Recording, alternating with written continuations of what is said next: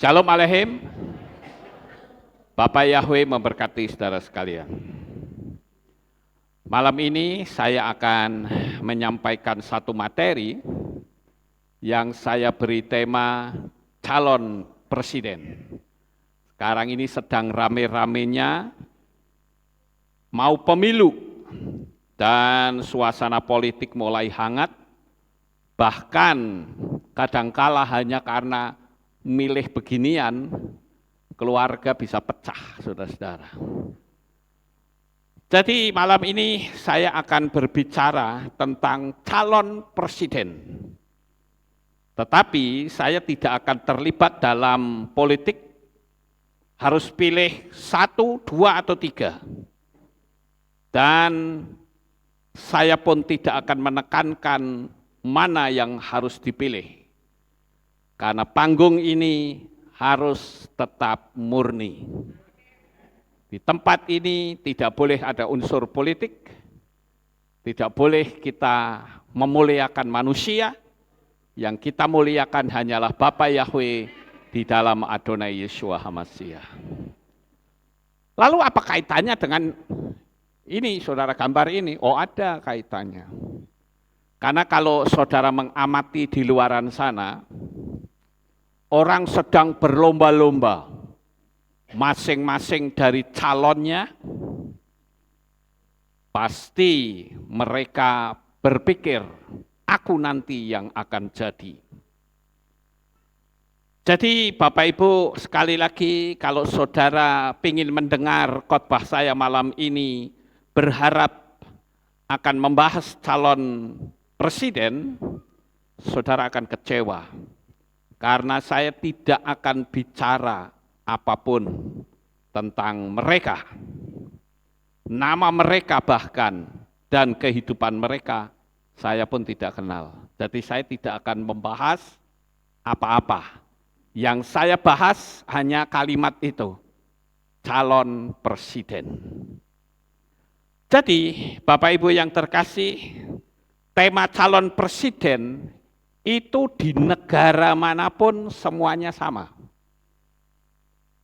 Apa yang mereka lakukan? Apakah di Indonesia, di Cina, di mana-mana kalau mau pemilihan presiden, apa yang mereka lakukan?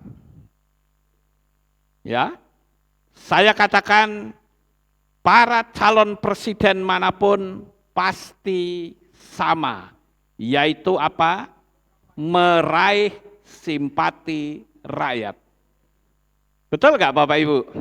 Meraih simpati rakyat. Ketetapannya adalah setelah resmi dilantik, baru nanti akan muncul satu sosok yang akan diambil ini sebagai dedengkotnya yang jadi presiden, saudara. Baru setelah diberi mandat, maka dia punya hak dan wewenang untuk memimpin negara. Tapi kalau sekarang, semua calon presiden dimanapun di atas muka bumi ini, mereka belum memiliki kuasa. Namun demikian, untuk bisa meraih simpati rakyat, mereka mulai mencari atau berusaha untuk mengambil hati rakyat. Yaitu apa? Mengunjungi mereka di tempat yang kumuh. Bila perlu cium tangan mereka. Walaupun nantinya kalau sudah jadi, akan jadi terbalik, saudara-saudara. Rakyat mencium kaki orang yang dipilihnya juga, orang bisa menjawab, emang lu siapa? Loh, kan dulu kamu nemoni saya. Enggak tuh, aku enggak kenal tuh. Itu kalau sudah jadi mesti seperti itu ya Bapak Ibu. Ya. Emangnya lu siapa sih, perintah-perintah gua seenaknya aja lo. Nah kan begitu saudara. Itu di mana-mana, itu di seluruh dunia macam kayak gitu. Ya. Yang tadinya lemah lembut jadi beringas. Begitu ada program, rakyatnya digusur. Enggak nurut, dibakar rumahnya. Kalau dulu mendatangi rakyat, sekarang ditungguin rakyat seharian di kantor, nongol aja enggak. Ini saya ngomong bener apa enggak ya? Bener ya saya ngomong ya. Kok ternyata tahu semua ya? Ya, begitulah model-modelnya saudara. Ya. Semua calon, namanya saja calon. Masing-masing akan mengklaim pasti bakal jadi. Lalu apa tujuan mereka jadi presiden? Tujuannya adalah ingin mengatur pemerintahan. Semua rakyat harus tunduk pada aturan dan sistem yang dibuatnya. Nah, ini bicara tentang calon presiden. Intinya adalah selama masih bakal presiden, baru calon, nggak punya kuasa. Tapi setelah menjadi presiden, dia memiliki kuasa. Nah, tahukah saudara, kalau sebetulnya saudara semuanya itu adalah orang-orang yang sudah dipilih kayak begini. Cuman berapa banyak di antara kita yang menyadari. Jadi saudara, seperti yang tadi saya katakan, orang yang dipilih, orang yang jadi presiden, itu adalah orang yang memiliki wewenang untuk mengatur segala sesuatu. Sama seperti kita, sebagai manusia, apapun jabatannya, dari tingkat ekonomi manapun dan usia berapapun, tahukah saudara, kalau kita itu sebetulnya sudah diberi otoritas oleh Tuhan untuk menghadapi kuasa kegelapan sebesar apapun. Jadi saudara mulai ngerti ya arah pembicaraan saya. Ini rebutan kuasa, saudara. Siapa yang paling berkuasa, dialah yang bisa menaklukkannya. Bahkan kita ini bukan lagi seperti calon-calon presiden yang cuma bisa janji-janji, tapi belum bisa membuktikannya. Di samping belum punya otoritas dan legalitas, tapi juga belum dipilih oleh rakyat. Tapi saya memberitahu kepada saudara, saudara saya katakan memiliki kuasa karena apa? Saudara dipilih oleh Tuhan. Ini yang penting, saudara. Ada berapa miliar manusia di atas muka bumi ini? Kalau dihitung sekitar hampir 8 miliar manusia. Tetapi kalau saudara ada di tempat ini sekarang, berarti saudara itu dipilih oleh Bapa Yahweh. Kalau sudah dipilih, berarti saudara punya kuasa, punya otoritas, saudara-saudara. Kenapa sekarang begitu banyak orang-orang percaya yang sebenarnya sudah memiliki otoritas, tetapi tidak bisa menggunakannya? Ada apa ini? Saudara bisa bayangkan apa jadinya kalau seorang kepala negara yang sudah dipilih oleh rakyat, tapi dia enggak becus dalam ngurus negara. Yang terjadi adalah negara itu akan guling, saudara. Negara itu akan bangkrut. Saudara mungkin bisa lihat di dalam berita-berita, ada itu negara yang sampai presidennya kabur, saudara. Ya, betul. Sampai lari naik pesawat. Bawa uang 1 tas gede, saudara. Melarikan diri. Kita harus tahu dulu tentang legalitas kita, saudara. Saya ingin menanamkan kepada saudara bahwa saudara itu adalah orang-orang pilihannya Bapa Yahweh. Sekali lagi saya katakan dengan iman, saudara baik di sini maupun yang ada di rumah yang menyaksikan streaming malam hari ini, engkau adalah orang-orang pilihannya Bapa Yahweh. Yang tentunya memiliki otoritas.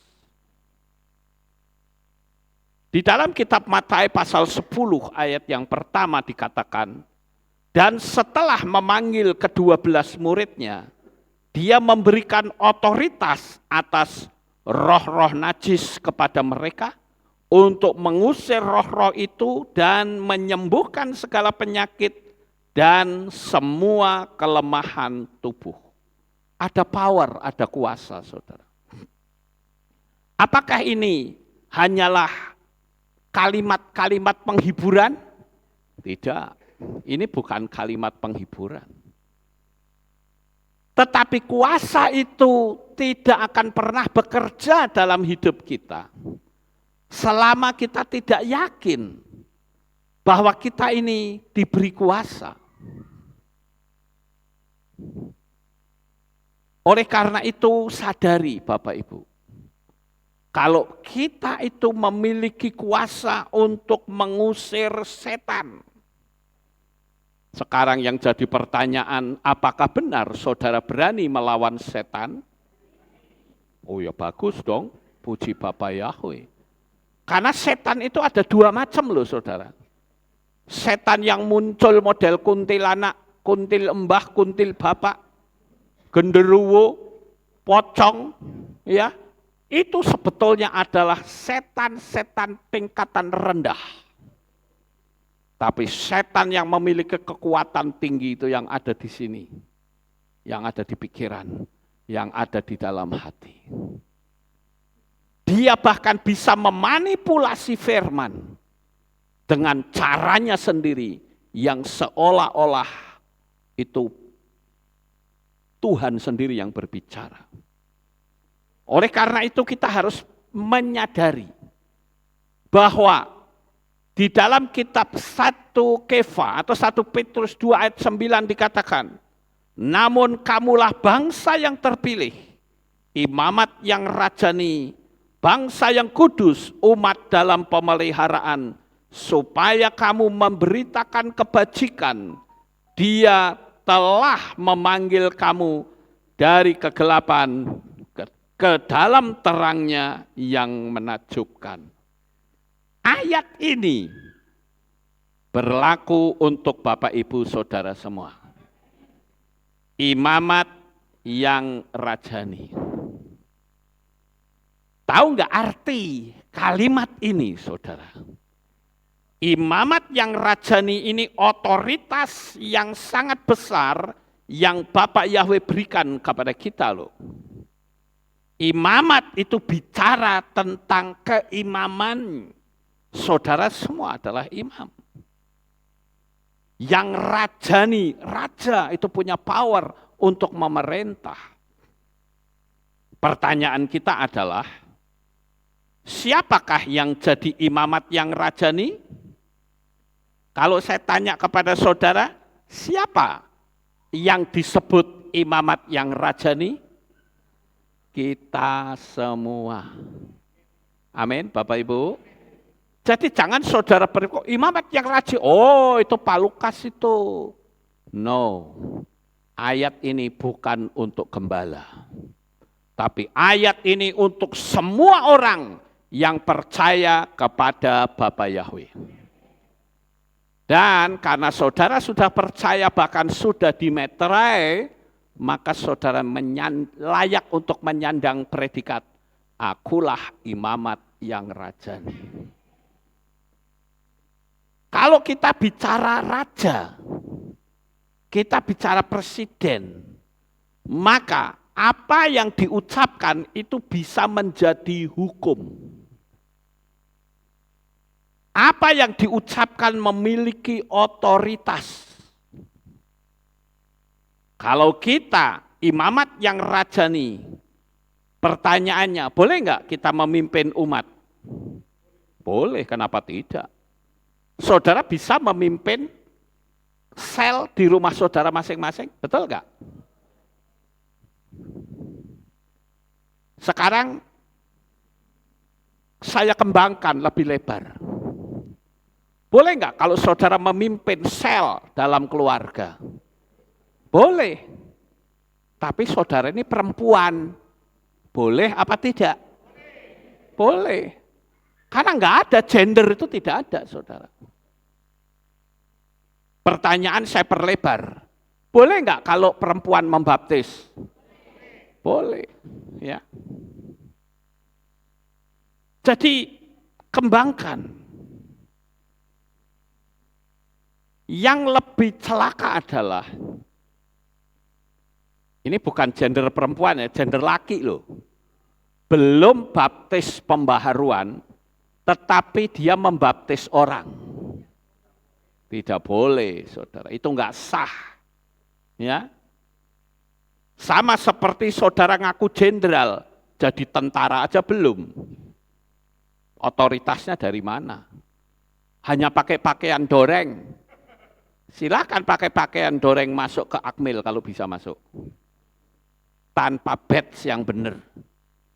Sudah lengkap saja, untuk jalan pun orang bisa tahu ini tentara palsu atau tentara yang asli. Paham nggak Bapak Ibu? Baru dari jalannya saja orang sudah tahu. Nah oleh karena itu saya katakan, kalau firman Tuhan katakan imamat yang rajani, bisakah kita bertindak selaku imam dan raja? Karena di luaran sana ada pengajaran perempuan tidak boleh membaptis. Saya katakan tunjukkan di mana ayatnya.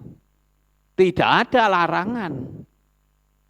Artinya Tuhan memberikan kebebasan, boleh laki, boleh perempuan. Percuma dibaptis sama laki-laki kalau membaptisnya aja nggak paham, saudara. Saya ajari beberapa orang, kalau membaptis itu harus ada pemutusan nama lama, atas kepercayaan yang lama. Apapun kepercayaannya diputuskan.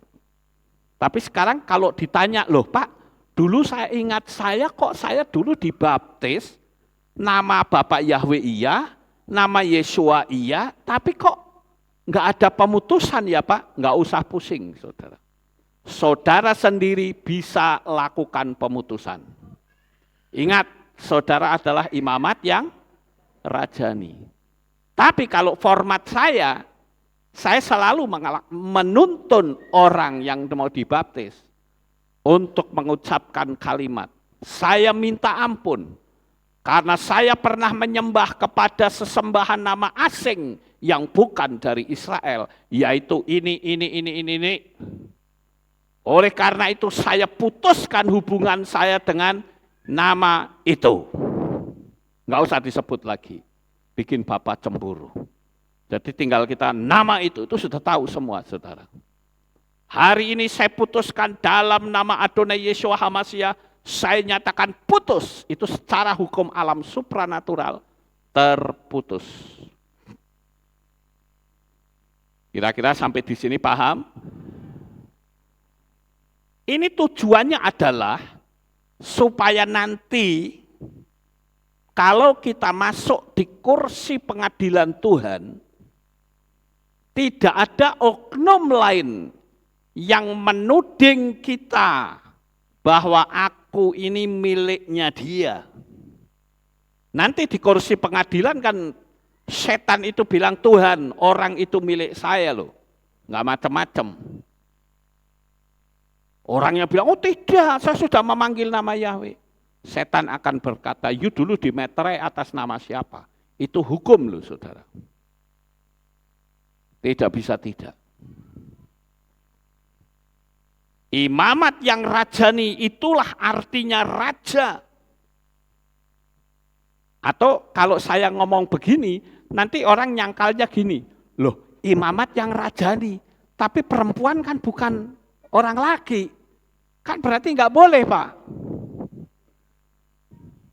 Sekarang saya mau tanya, Bagaimana kalau ada laki-laki yang bermental perempuan? Tuhan mau pilih yang gendernya perempuan atau yang gendernya laki-laki? Tapi separuh-separuh, saudara. Yang melambai-lambai gitu. Saya percaya Bapak Yahweh akan pilih gender perempuan, tetapi dia punya mental kerohanian seperti laki-laki. Dia garang menghadapi setan. Bukan jenis kelaminnya aja laki-laki, tapi bencis, jalannya ngegol-ngegol, tangannya ditekuk kayak begini. Apaan ini? Parah banget, saudara. Itu sebabnya saya katakan, Tuhan ingin. Jadi kalau ada kata imamat yang rajani, itu bukan bicara tentang laki-laki dan perempuan, no. Memang mungkin saudara bisa menyangkal dan berkata, harusnya bukan imamat yang rajani, tapi imamat yang ratuni. Ya kan? Tapi faktanya rajani, kenapa? Karena raja itu laki-laki, mentalnya pun harus mental laki-laki. Makanya di dalam kitab Melehim Aleph atau 1 Raja-Raja pasal 2 ayat 2 dikatakan, Aku adalah orang yang akan menempuh jalan segala dunia, maka haruslah engkau kuat dan haruslah engkau bersifat sebagai pria atau sebagai laki-laki. Ini adalah ucapan Raja Daud ketika dia mau mati. Jadi kalau diterjemahkan mungkin Daud akan berkata begini, anakku Salomo, sebentar lagi aku akan tinggalkan dunia ini. Aku akan berjalan menempuh segala jalan dalam kekekalan. Aku pesan sama kamu, bertindaklah seperti laki-laki yang memiliki keberanian, bukan seperti bencong. Ini kira-kira artinya macam begitu, saudara. Percuma gendernya saja laki-laki, tapi mentalnya mental perempuan. Misalnya penakut, pemalu. Ayo sekarang kalau saya mau katakan, berapa banyak, maaf kalau saya sedikit nyentil para pemimpin gereja. Yang sebetulnya dia fisiknya pria, tapi mentalnya perempuan. Kebenaran tidak berani dinyatakan. Apa yang ditakutkan? Atau mungkin malu-malu, sehingga bila perlu campur-campur. Itu sangat berbahaya di hadapan Tuhan. Nama kudus jangan dicampur dengan nama yang Tuhan tidak mau. Artinya apa, saudara? Artinya Tuhan mau memakai perempuan juga yang punya nyali seperti laki-laki. Dulu pernah ada ungkapan begini, kalau baptisan itu harus pendeta. Pertanyaan saya, di mana ya ayatnya? Yang membaptis itu harus pendeta. Masih PDP, pendeta pembantu pun nggak boleh baptis. Padahal ayatnya tidak pernah bilang begitu. Semua orang yang percaya kepada Bapa Yahweh di dalam Adonai Yeshua HaMashiach dan sudah dibaptis, maka orang itu punya otoritas untuk membaptis orang lain. Tetapi harus diajari, saudara. Makanya saya ngajarin di channel saya ada cara membaptis. Maka syarat utama orang yang membaptis adalah dia harus sudah dibaptis dalam nama Bapa Yahweh dan Yeshua HaMashiach. Sekarang saya mau tanya berdasarkan kitab suci.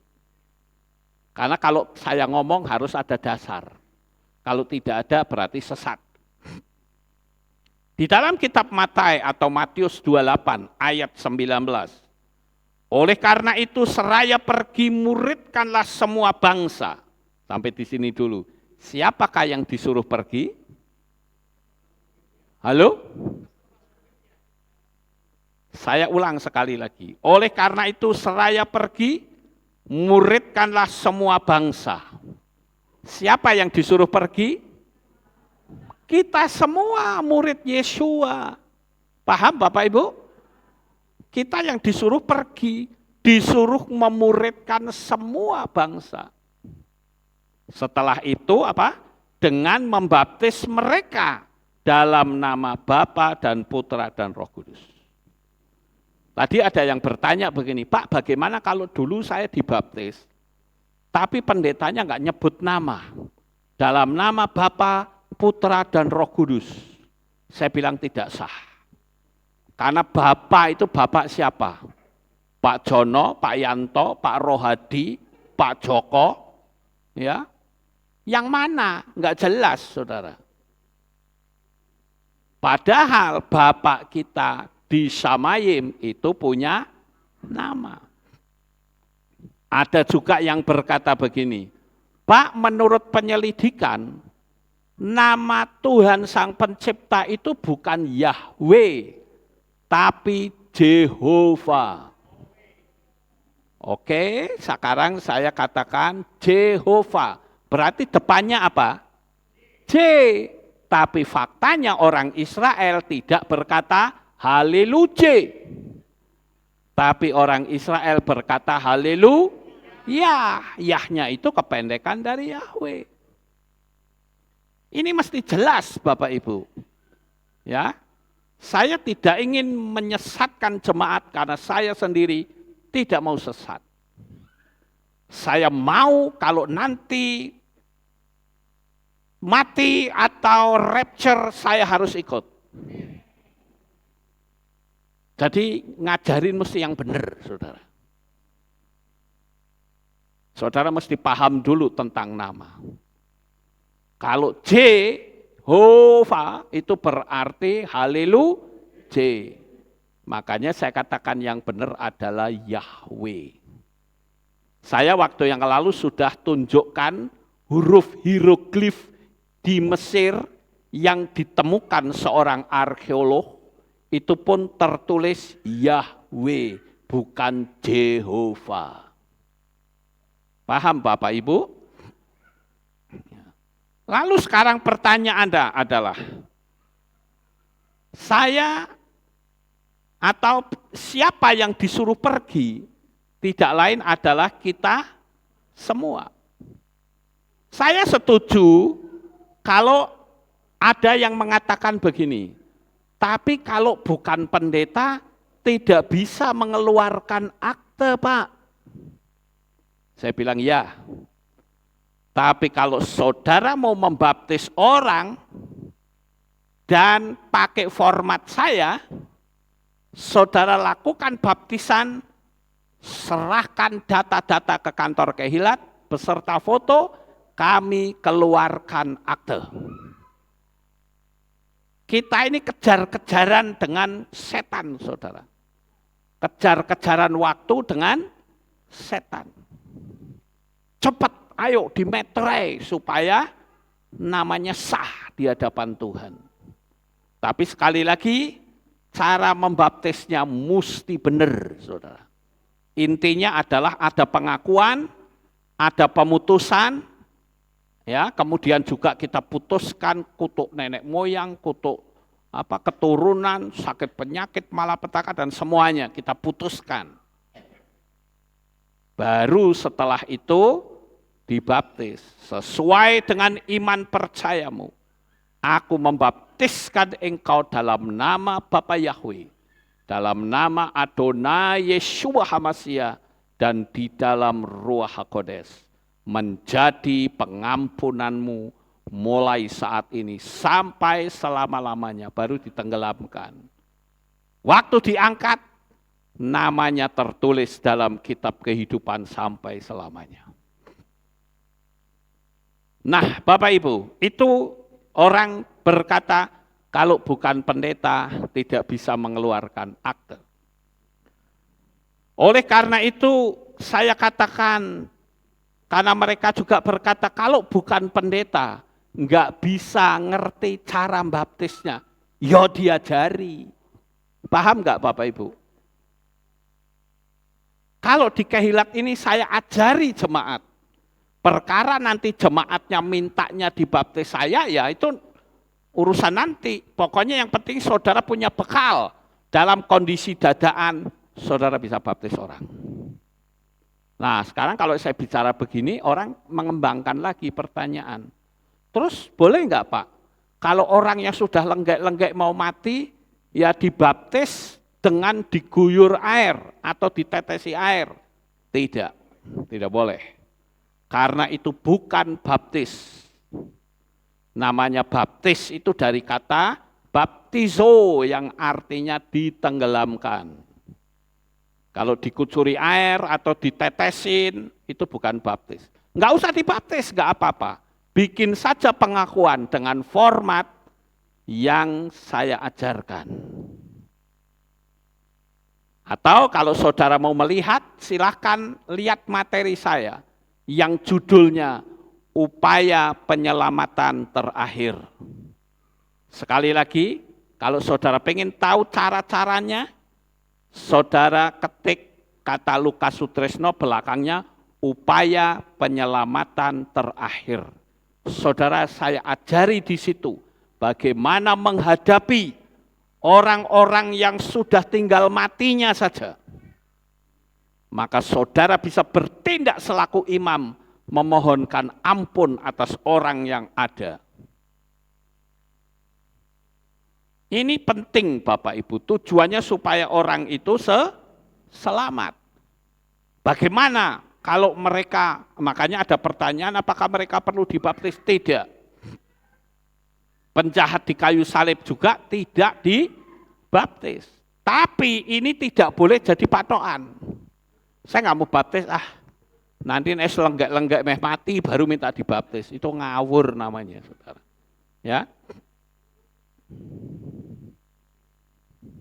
Terus, sekarang pertanyaannya adalah bagaimana jika ada pendeta yang membaptis dengan nama asing atau ayunan? Apakah perlu diperbaharui? Perlu.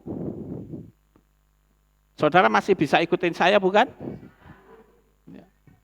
Kalau saya tanya saudara jawab ya, supaya saya bisa tahu konsentrasi saudara sampai di mana.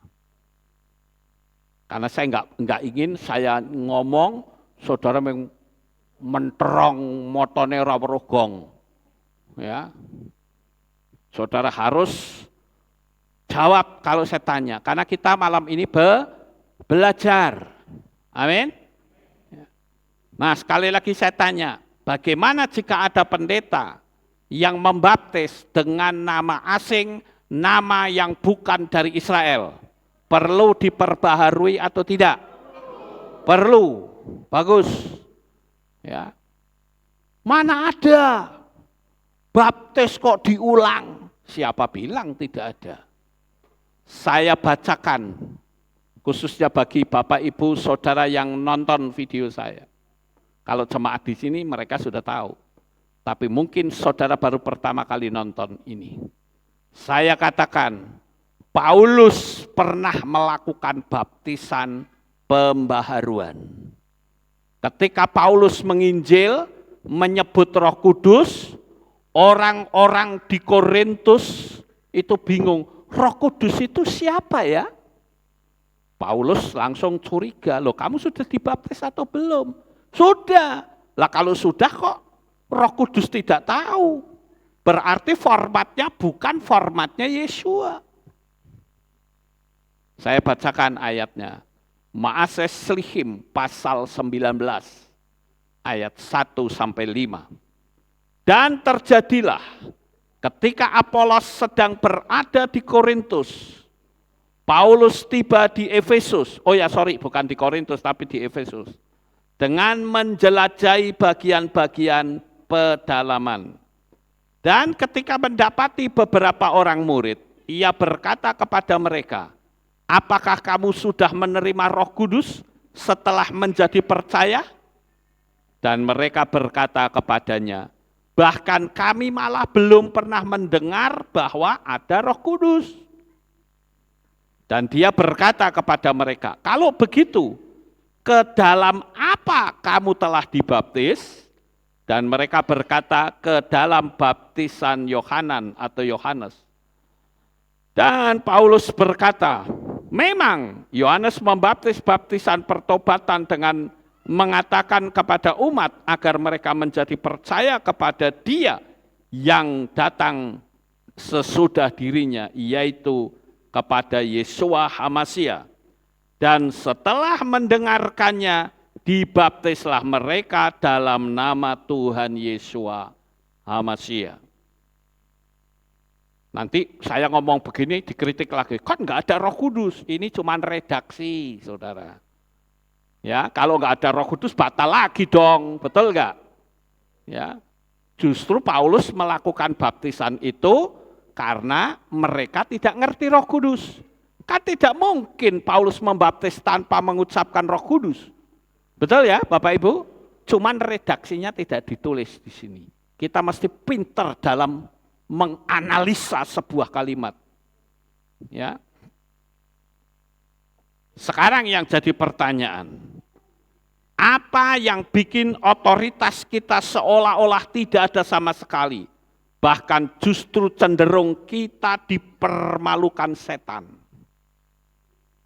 Apa yang membuat otoritas kita seolah-olah tidak ada? Yang pertama adalah karena adanya energi negatif. Energi negatif itu adalah kemarahan, kejengkelan, dendam, kepahitan hati, keraguan, ragu akan firman Tuhan, maupun ragu akan kemampuan diri. Setan menuduh dengan menggunakan pikiran-pikiran liar kita, dengan berkata, emangnya lu siapa? Siapa yang melantik elu? Saya katakan saudara semua yang ada di tempat ini, maupun saudara yang ikutin streaming, engkau sudah dilantik sendiri oleh Bapa Yahweh. Saat engkau menerima baptisan pembaharuan, itulah pelantikannya, saudara. Engkau termeterai atas namanya.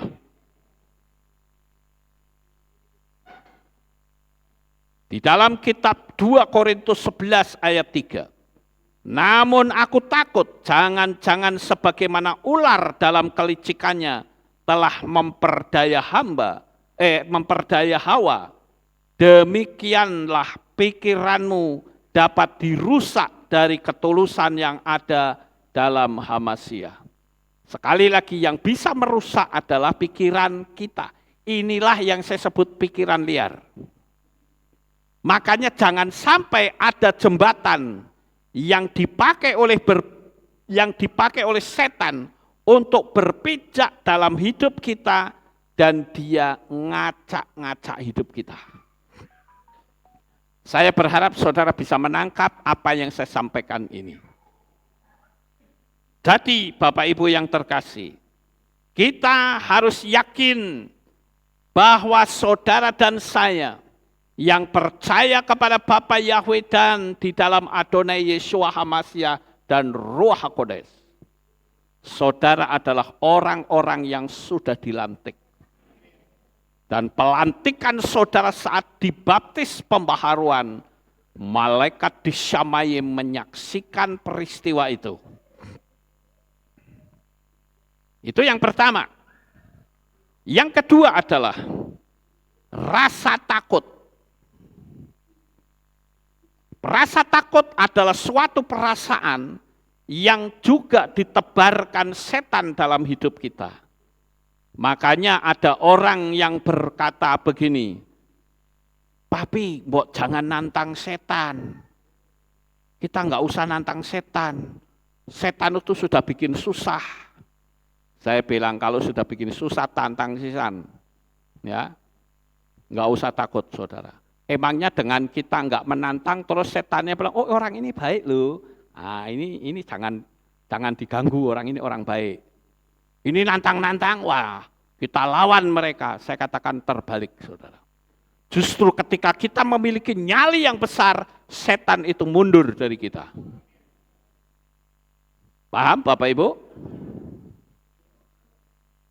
Setan itu tahu energi kita sampai sejauh mana. Kalau energi kita lemah, setan akan bisa mempermainkan kita. Tapi kalau energi kita besar, setan mikir 2 kali lipat. Orang ini tidak bisa digulingkan. Makanya kita mesti berhati-hati, Bapak Ibu.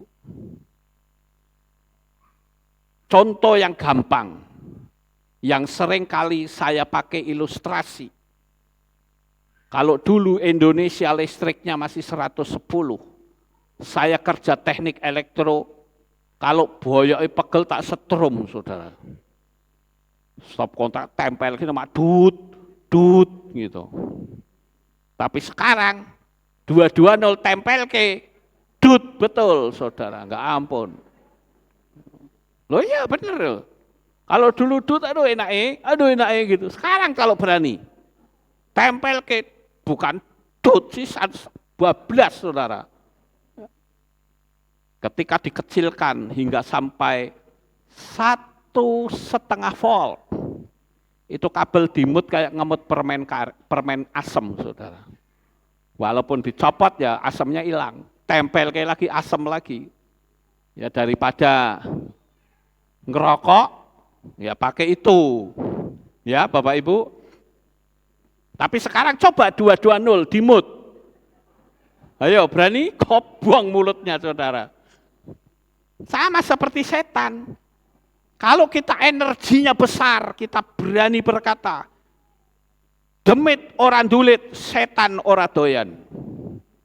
Tahu artinya? Ini yang dari luar negeri nggak tahu, saudara. Demit orang dulit itu artinya setan tuh nggak bisa noel kita. Setan ora doyan, setan tuh nggak suka sama kita. Tapi kalau kita yang lemah gemulai, takut-takut, ini dia makanan empuk kita. Amin. Tapi kalau kita keras, setan akan berpikir apa? Ojo ngurusi wong iki. Bene, cari yang lain. Yang bisa diperdaya. Kalau orang ini nggak bisa, percuma. Kita sia-sia, capek tok. Karena imannya tak tergoyahkan. Tapi orang yang macam begini nih, ini bahaya. Ya, ini yang harus kita sikat habis, kita ambil, kita permainkan dia. Sampai di sini paham Bapak Ibu? Oleh karena itu saya katakan jangan pernah kita takut. Di dalam kitab Devarim pasal 31 ayat 6 dikatakan, jadilah kuat dan berani. Janganlah takut ataupun gentar kepada mereka. Karena Yahweh Elohemu, dialah yang berjalan menyertai engkau. Dia tidak akan mengabaikan ataupun meninggalkan engkau. Percayakah saudara, bahwa Bapa Yahweh itu menyertai kita dimanapun kita berada. Haleluya, saya senang saudara bisa menjawab, amin, aku percaya.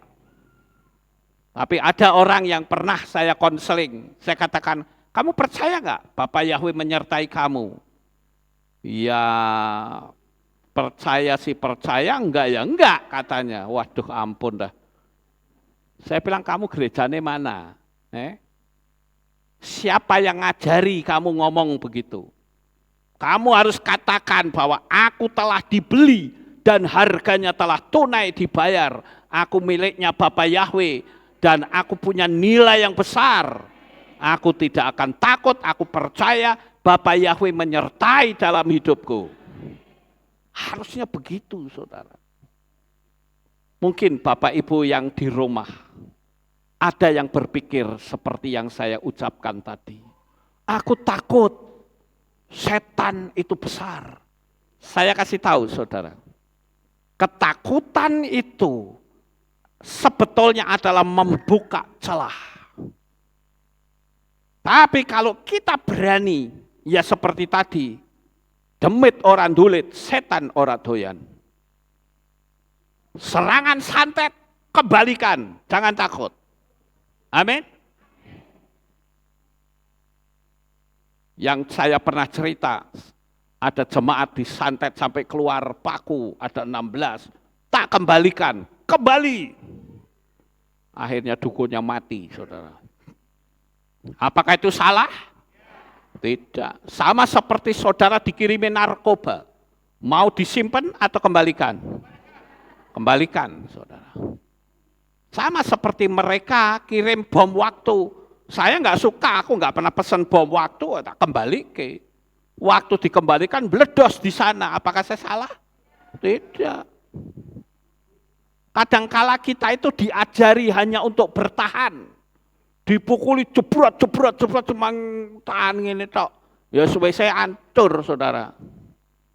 Lama-lama akan geblak juga. Paham Bapak Ibu? Sekuat-kuatnya manusia gebuki terus, pasti geletak.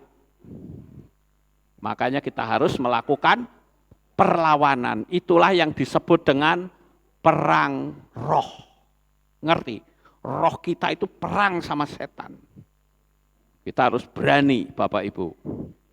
Daniel 10 ayat 9. Dan dia berkata, hai orang yang sangat dikasihi, janganlah takut, damai sejahtera bagimu, jadilah kuat. Ya, jadilah kuat. Dan ketika dia telah berkata kepadaku, aku menjadi kuat dan aku berkata, berbicaralah Tuanku, karena engkau telah membuat aku kuat. Ayo sekarang kalau saya ngomong seperti tadi, saudara bisa bangkit gak roh saudara? Atau saudara bilang, itu kan ngomongannya Pak Lukas tok. Faktanya apa? Loh saya sekarang buktikan saudara. Berapa banyak jemaat, saya yakin di sini sudah tidak ada. Ya karena di sini pemberani semua. Begitu ada kuasa setan, ribut, gubruk, gak karu-karuan. Ya. Akhirnya apa? Minta tolong. Enggak salah sih minta tolong. Kenapa Anda tidak berusaha dulu gitu loh? Berusahalah dulu. Nek ternyata gagal baru minta tolong. Jangan ujuk-ujuk minta tolong dulu, jangan. Belajar, aku juga mampu gitu. Perkara hasilnya 0 ya itu urusan nanti kan gitu saudara. Yang penting coba dulu kan gitu. Sampai di sini paham ya? Jadi kita juga terpacu bahwa aku punya kekuatan. Sefanya 3 ayat 16. Pada waktu itu akan dikatakan kepada Yerusalem, janganlah takut hai Sion, jangan biarkan tanganmu menjadi lemah. Perhatikan kata Sion. Sion itu adalah kata lain dari Yerusalem. Sekali lagi, Sion itu adalah kata lain dari Yerusalem. Makanya kalau ada orang yang menafsirkan gerakan Zionisme, itu adalah gerakan kenegaraan, saya bilang salah besar. Zionisme itu adalah gerakan pemulangan bangsa Israel yang tercerai-berai dari berbagai penjuru dunia, dipulangkan kembali yang dikenal dengan aliyah. Itulah yang dikenal dengan Zionisme sekarang. Jadi tujuan mereka mengembalikan kepada pola kitab suci. Paham Bapak Ibu? Makanya kalau sekarang ini saya lihat peperangan Hamas ini sama Israel itu banyak ungkapan-ungkapan yang ngawur, saudara. Saya katakan, lah yang ngerusak itu kan Hamas. Coba Hamas nggak melakukan penyerangan, ada perang nggak sampai hari ini? Nggak ada. Loh Hamas yang melakukan penyerangan kok malah yang dikutuki, yang diserang. Lah inilah gaya pikirnya lah kualik, saudara. Gaya berpikir terbalik. Kalau saya ngomong begini, orang jawab, lah tapi dulu-dulunya. Saya jawab, kalau bicara dulu-dulunya, jelas Yerusalem milik Israel. Kalau kita mau ngungkit dulu-dulu loh ya, Yerusalem itu tanah perjanjian. Yerusalem itu adalah kota yang di mana Raja Daud berkuasa. Jadi itu miliknya siapa? Israel. Kalau kita mau bicara dulu-dulu loh, makanya ngomong mesti yang jelas. Gitu. Lah tapi Israel ngebom rumah sakit. Lah iyalah orang dia bikin markas di bawahnya rumah sakit. Betul nggak Bapak Ibu? Ayo kita belajar pola pikir, saudara. Terus ada lagi yang mengatakan, nah itu bikin sengsara, listrik diputus, air diputus, gas diputus. Nanti dulu, listrik, air, gas itu dikasih Israel gratis loh saudara. Ayo kita berpikir nalar. Bagi yang mengkritik saya bisa katakan, kalau engkau ngasih listrik tetanggamu, engkau ngasih gas tetanggamu, dan engkau ngasih air tetanggamu, tapi engkau dilemparin batu rumahmu, apakah airnya akan terus disalurkan? Tidak. Loh aku ngasih kamu gratis kok aku diganggu terus? Ya wis tak pedot wae. Betul enggak Bapak Ibu? Jangan berdalih hukum kasih karunia. Anda keliru, Anda akan mati. Diganggu terus, hentikan supaya sadar. Sampai di sini paham? Ayo kita berpikir, jangan berpikir gaya terbalik, saudara. Ini penting loh kan, ini apa yang saya ucapkan ini, di luaran sana nggak ngerti, saudara. Apakah di luaran sana ada kabar bahwa listrik, gas, dan air itu gratis? Tidak. Mana kamu ganggu terus saya tak pedot. Makanya jangan ganggu kan gitu. Bukan cuman itu saja. Orang-orang Palestina mau kerja di Israel juga bebas. Paham Bapak Ibu? Dan saya berkata begini, bukan saya memihak Israel dan anti Palestina, tidak. Saya tidak anti Palestina, justru saya mendoakan Palestina. Karena di Palestina juga banyak orang-orang yang baik. Di Israel juga banyak orang-orang yang jahat. Jadi kita punya kewajiban dan tugas adalah mendoakan umat manusia, apapun bangsanya, supaya mereka sejahtera. Jadi kalau begitu yang ngacak-ngacak siapa? Setan, saudara.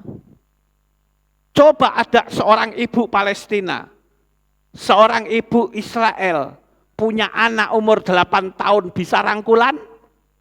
Bisa. Baru setelah gede didoktrin, kamu harus benci dia. Itu setan, saudara. Makanya saya katakan, saya malam ini enggak bicara politik, saya bicara hukum kasih. Jangan saudara pikirlah hukum kasih kok, banyunya dipedot, listriknya dipedot. Ya, nah, saya katakan kalau anak saudara nakal, apa yang saudara katakan nakal? Enggak apa-apa, jadilah kamu penjahat nomor 1 gitu. Ya tidak, kamu nakal tak pukul. Tujuannya apa? Supaya jangan nakal, mumpung masih kecil. Kalau sudah gede, dipukul, dibales kita. Paham Bapak Ibu? Makanya kita mesti mikir gaya berpikir yang baik. Ya. Sakaria 8 ayat 13.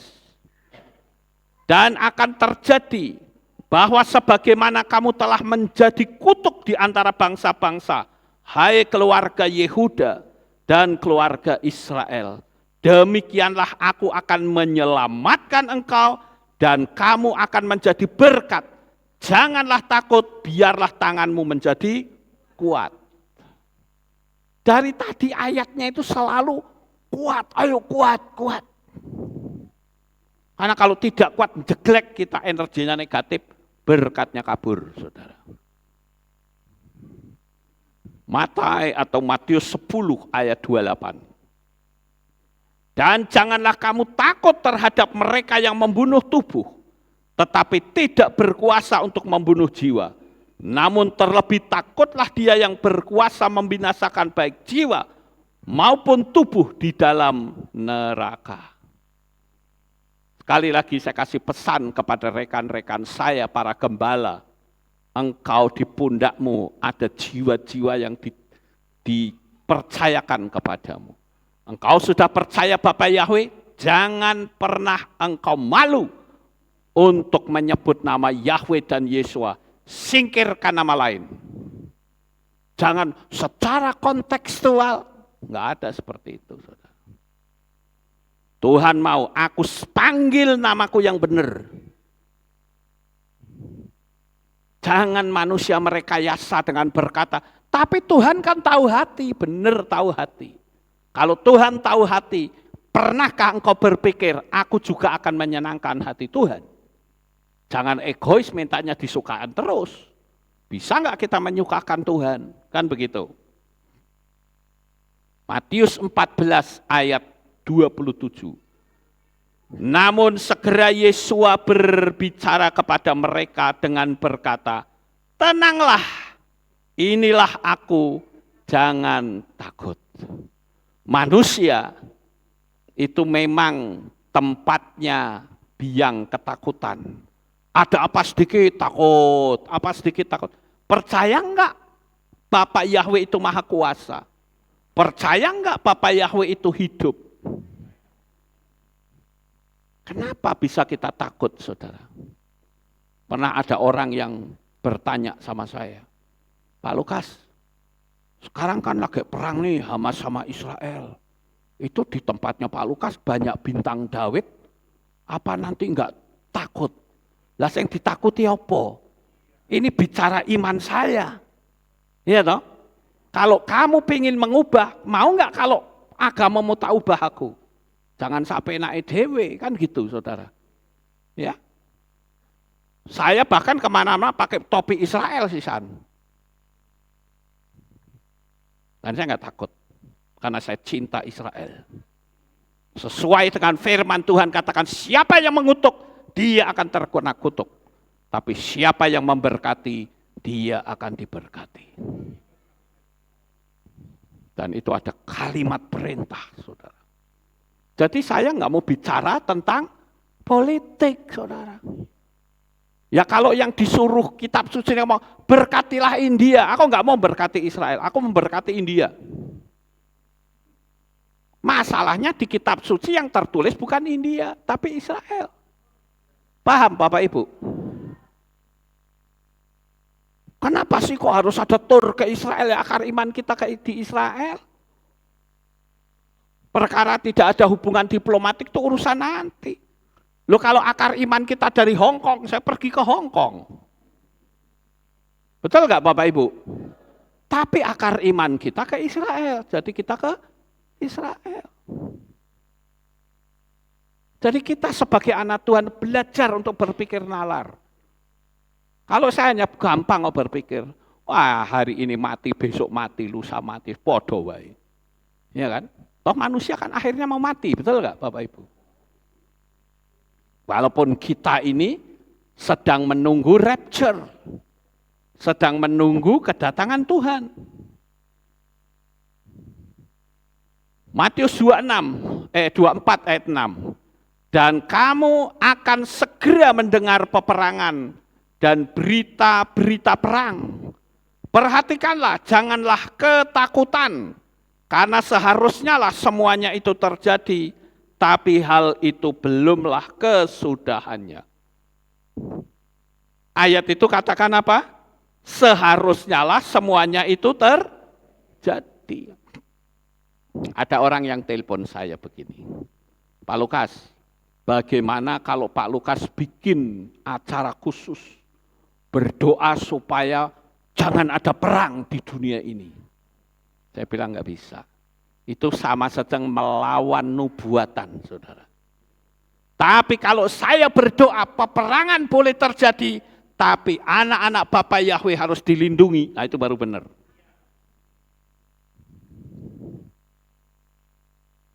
Jadi kita tidak melawan nubuatan. Cuman kita minta perlindungan supaya anak-anak Bapa Yahweh yang ada di sono, baik yang di Israel maupun di Palestina, kalau dia percaya kepada Bapa Yahweh, dilindungi dengan aman.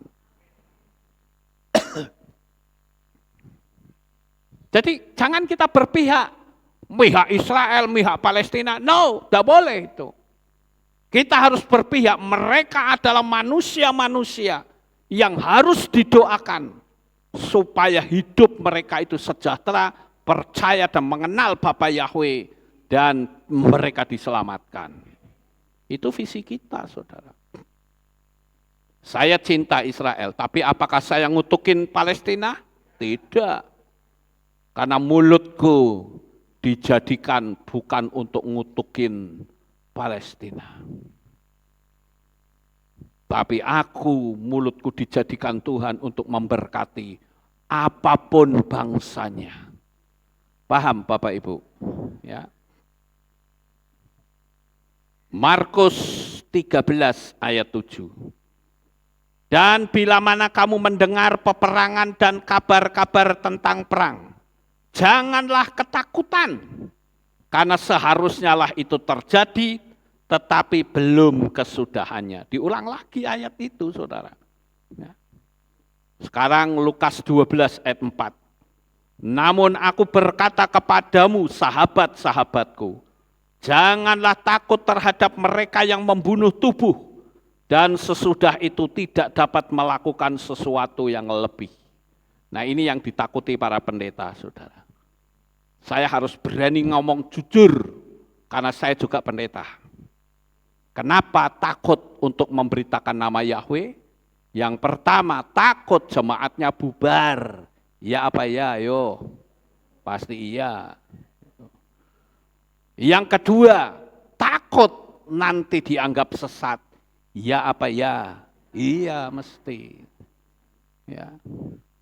Takut nanti tidak dapat pelayanan. Ya apa ya? Mesti iya. Ya. Mungkin nggak nyaman kalimat saya, tapi memang itu lebih baik saudara mendengar tidak nyaman supaya selalu ingat. Kata-katanya Pak Lukas itu sangat luar biasa. Tapi ini menjadi peringatan, karena seorang gembala itu perlu diingatkan. Ya. Kadangkala nabi itu memang kudu ngomongnya atos, saudara. Seperti zaman dulu nabi itu kan ngomongnya atos, ya kan? Raja Daud saja dituding mukanya loh. Dan Daud nggak bisa berbuat apa-apa. Ya aku salah. Luar biasa bukan? Nah hari ini, jadikan ucapan saya ini seperti ucapan Tuhan sendiri yang menegur engkau. Jangan pernah kita campur-campur dengan nama itu. Karena kalau kita campur-campur, kita anggap itu sama saja. Sekarang tidak sama. Nama Yahweh, ya Yahweh. Yeshua, ya Yeshua. Enggak bisa nama diganti-ganti. Ingat, orang Yeshua itu orang Ibrani. Mamah papahnya secara fisik itu orang Ibrani. Punya nama Ibrani. Tidak mungkin papa mamanya Yeshua ngasih nama Yunani. Tidak mungkin, saudara. Dan anehnya lagi, Salomo kok nggak berubah nama ya? Abraham nggak pernah berubah nama. Mungkin oh itu Abraham, kan yang ganti kan Tuhan. Kalau Tuhan mau mengganti nama apa ya itu haknya Tuhan, saudara. Tapi jangan kita ganti namanya Tuhan. Itu yang kualik. Ya. Lukas 12 ayat 7. Ini saya kasih kekuatan ayat-ayat ya, agar saudara kuat. Karena firman Tuhan katakan, iman itu datang dari pendengaran. Pendengaran akan firman Tuhan. Jadi yang saya omongin itu firman Tuhan ini. Lukas 12 ayat 7. Namun juga rambut di kepalamu semuanya telah dihitung. Karena itu jangan takut, kamu lebih berharga daripada banyak burung pipit. Kenapa mesti takut? Hidup ini ada dalam tangan Tuhan. Bahkan ada ayat firman Tuhan yang mengatakan bahwa namamu terukir di telapak tanganku. Bahkan kita jika dikatakan kamu adalah biji mataku. Itu sebuah ungkapan yang nilainya sangat tinggi. Karena biji mata itu pantang disentuh oleh siapapun. Termasuk orang yang dibilang mencintaimu tidak akan boleh. Paham Bapak Ibu? Saudara pernah nggak mencintai seseorang? Halo? Pernah. Pernah nggak saudara misalnya ditanya, boleh nggak aku pegang biji matamu? Loh benar nggak? Ini saya ngomong benar nggak saudara? Oh ya karena kamu mencintai aku, silakan. Nyoh. Nggak akan saudara, benar nggak akan. Itu. Saya peragakan ini supaya ingat. Ya kan? Nah saudara itu adalah biji matanya Tuhan. Mungkin kau bisa dianiaya, mungkin kau bisa dibunuh, mungkin kau bisa diapa-apakan. Tapi rohmu tetap ada dalam tangan Tuhan. Fisikmu boleh dihancurkan, tapi rohmu tetap ada dalam tangan kasih sayangnya Tuhan. Yesua boleh mati, Yesua boleh dihina, dihujat, dicaci maki, bahkan diseksa. Tapi Yesua adalah Yahweh sendiri. Dia bangkit dari kematian, kebangkitannya menyelamatkan kita semua. Haleluya.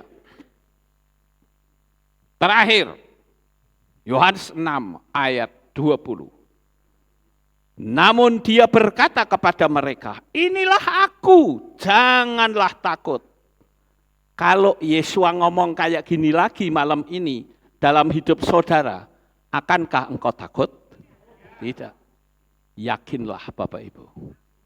Jangan pernah takut jalani hidup ini. Bapa Yahweh selalu menyertai hidup saudara.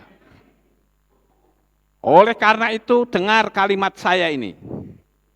Berhentilah berpikir kalau setan itu punya kuasa yang sangat besar atas hidup kita. Setan itu bisa mengalahkan kita. Sementara kita itu manusia berdosa, mana bisa kita menang menghadapi kuasa setan? Bisa. Karena ada ayat yang mengatakan setan itu ibarat singa yang mengaum-ngaum. Singa ompong. Jadi dia bisa memakan kita, bisa enggak?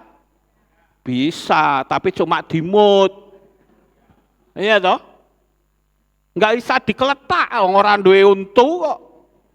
Iya enggak? Enggak punya gigi yang ngemut bisa nih. Ayo kalau orang yang enggak punya gigi, dikasih gorengan saja, wah, atas. Kan gitu. Betul nggak Bapak Ibu? Tapi kalau dikasih roti, ini boleh saya makan. Coba gorengan. Atau apa, yang keras gitu. Wah, seenak apapun, no way. Ya kan? Kenapa? Karena nggak punya gigi. Lah kita itu atos di hadapan setan, tahu? Atos itu keras ya. Jadi setan mau gigit kita nanti dulu. Atos iki wong iki. Ya. Jadi pikiran yang seperti inilah yang akhirnya membedakan antara jemaat dengan pendeta. Seolah-olah yang punya otoritas itu hanya pendeta atau gembala. Kita ini adalah orang yang percaya, mau pendeta mau bukan alam roh, enggak kenal itu pendeta. Ngerti Bapak Ibu? Alam roh itu kenalnya kamu punya power atau tidak. Ada nggak pendeta yang takut? Ada? Ada. Saya pernah diceritain ada orang kecewa dengan gembalanya saudara. Karena apa? Karena waktu rumahnya itu kedatangan kuntilanak, dia telepon sama Pak Pendeta. Pak Pendeta, di rumah saya ada kuntilanak. Sebentar ya, saya panggilkan pengerja. Jangan Bapak saja biar setannya lari. Enggak, nanti saya kirim pengerja. kecewa, saudara. Aku berharap pendetaku datang dengan gagah perkasa, dengan berkata, mana dadamu? Ini dadaku. Tapi ternyata ngibrit, saudara. Kecewa itu. Hanya masalah kuntilanak. Jadi kecewa. Kalau saudara ada yang panggil, berani? Berani. Mana kuntilanaknya? Kuntil lembah sisan suruh turun. Itu harusnya begitu, saudara. Loh, saya ngomong benar gak, saudara? Harus kita berani. Ngapain kita takut? Ya. Seperti apakah setan itu dalam hidup kita? Orang berpikir suatu makhluk yang besar, yang dengan mudah mempermainkan hidup kita. Makanya saya katakan jangan buka celah. Karena sekecil apapun ada celah, dia bukan cuman masuk tetapi juga menguasai hidup kita seutuhnya. Sekarang yang ketiga. Percayalah, kita kalau ada penyertaan Tuhan dalam hidup kita, percaya atau tidak? Kalau tidak percaya, terus apa fungsi dari kepercayaan yang kita anut atau kita ikuti? Kenapa ada pertengkaran keluarga suami istri hanya karena masalah materi? Kenapa sampai berujung perceraian? Lalu mana imanmu dan komitmenmu untuk selalu bersama baik dalam suka maupun duka? Kalau perkawinan kan selalu begitu kan? Saya berjanji untuk setia kepadamu istriku, baik dalam suka maupun duka, sehat maupun sakit, kaya maupun miskin. Berhenti sampai di situ. Saya sambung, harusnya kaya maupun miskin, tapi saya selalu kaya. Amin. Sambung kalimatnya. Kalau ngomong kaya maupun miskin, setan bilang bener nih, tak gawe miskin kamu nanti. Kita harus punya iman, kaya maupun miskin, tapi saya akan selalu tetap kaya. Malaikat disamain berkata, oh bener. Gitu. Amin enggak Bapak Ibu? Saya kasih tahu tuh para gembala tuh, ajarin jemaat. Jangan ngomong apa kaya maupun miskin, berhenti. Nanti setan ngomong bener nih, tak coba kamu nanti. Ya. Terus pertanyaannya, bagaimana kalau sudah terlanjur mengucapkan seperti itu dulu Pak? Ya tinggal batalkan saja, gampang toh? Karena firman Tuhan katakan mulut kita memiliki kuasa, ngomong gitu loh.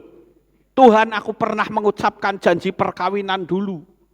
Baik tua sakit maupun sehat, kaya maupun miskin, tapi sekarang saya selalu kaya di hadapan Tuhan. Amin. Diperbaiki saudara. Saudara itu bukan calon presiden. Saudara bukan calon raja. Tapi saudara sudah dilantik dan saudara memiliki nilai yang sama dengan nilainya Yeshua HaMashiach. Karena apa? Karena engkau dibeli bukan dengan emas dan perak, namun engkau dibeli dengan darah yang mahal, yaitu darah Yeshua HaMashiach. Haleluya. Sekarang yang terakhir. Lu mau terakhir meneng. Ya enggak apa-apa, ya. Lama dikit enggak apa-apa. Ya, ini paling 5 menit lagi. Yang keempat, bagaimana dengan orang yang berdoa dalam nama ayunan, kok bisa sembuh? Lah ini yang sering diomongin saudara. Kesembuhan itu banyak faktornya. Bahkan orang tidak usah pakai nama bisa sembuh tidak? Bisa saudara. Faktornya adalah keyakinan. Siapapun yang dijadikan figur bisa saja terjadi atas keyakinan orang itu. Cuman bedanya kalau kita yakinnya yang menyembuhkan Tuhan Yeshua, ya hasilnya pun akan baik. Karena apa? Karena Yeshua itu selalu memberi gratis. Kalau yang lain tidak ada makan siang gratis. Ya. Sekarang kembali sama calon presiden tadi. Ya. Belum dilantik, tapi dengan PD-nya berkata, kalau aku jadi presiden, orang cari rumah DP-nya 0%. Tapi setelah jadi, betul-betul 0%.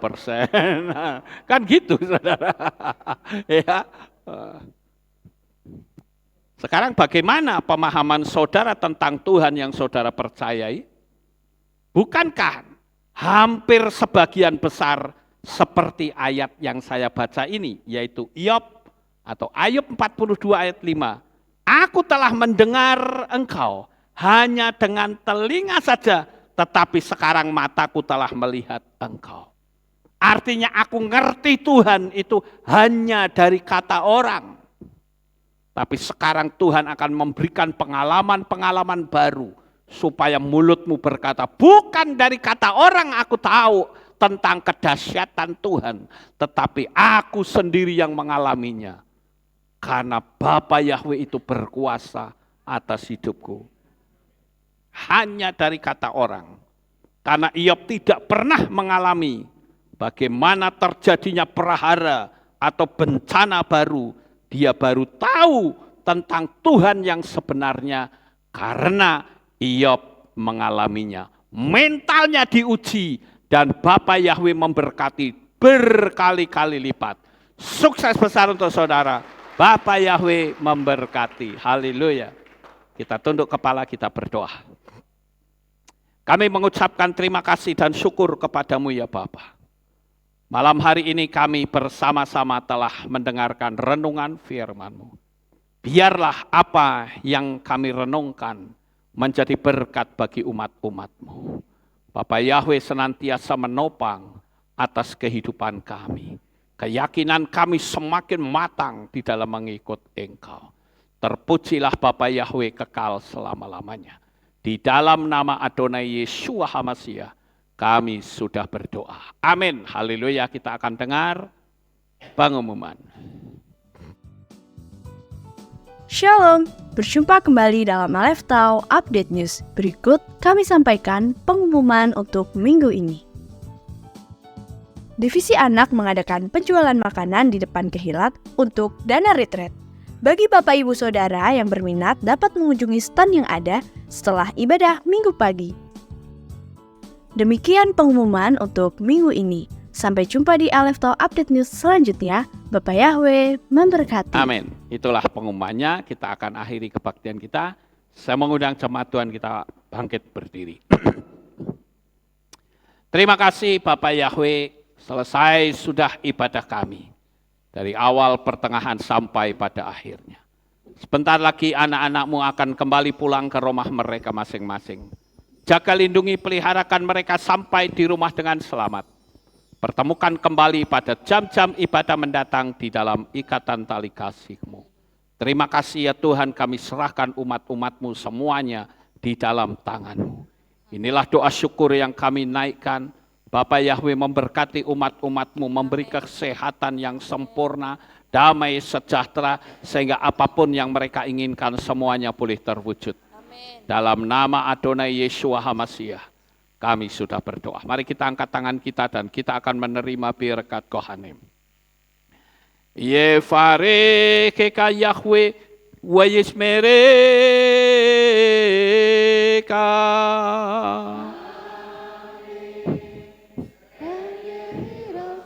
Yair Yahweh panau eleka.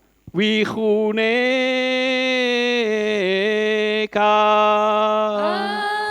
Amen. Ken Yehiratsa. Yesayahwe panau eleka. Wayashem lecha. Shalom. Amen. Ken Yehiratsa. Baruk atapair ufaruk atabasareh. Engkau akan diberkati di kota dan kau akan diberkati di ladang. Amen. Baruk peripit le kau friatmat ka ufri fahem teka shekar ala peka wa esterot soneka. Diberkatilah buah kandunganmu, diberkati hasil bumimu, diberkati hasil ternakmu, anak-anak lembumu dan anak-anak dombamu. Amin. Baruk tanah kaum Isyarteka, diberkatilah bakulmu dan tempat adonanmu. Amin. Baruk ata boboy kau faruk ata betseteka, dan kau akan diberkati pada waktu engkau masuk, dan engkau akan diberkati pada waktu engkau keluar. Amin. Baruk ata Yahweh Elohenu melek haolam, besem Yeshua Hamasya Ruach HaKodes kile olam faed. Haleluya. Kami sudah berdoa dan mengucap syukur. Haleluya. Amin. Haleluya. Yefareka, Vayismereka, Yefareka.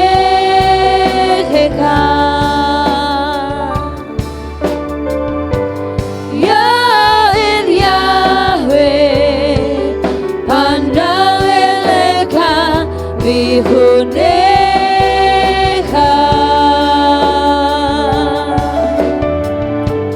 Yefareha, Vayismereha, Yefareha.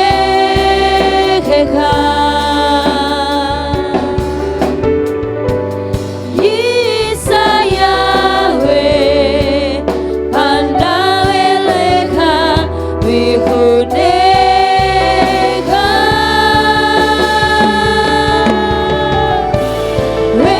Hashem lecha, shalom, shalom, amen. Hashem lecha, shalom, shalom. Yefareha, Vayismereha, Yefareha. Selamat malam, selamat pulang. Bapak Yahweh memberkati. Amin. Terima kasih atas kehadiran Bapak Ibu Saudara sekalian dalam ibadah bersama kami di Kehilat Alef Tau Magelang. Doa saya Bapak Yahweh memberkati dengan kesehatan yang sempurna, damai sejahtera dan berkat materi yang semakin melimpah. Kami menunggu kembali kehadiran Bapak Ibu Saudara sekalian pada jam yang tersedia.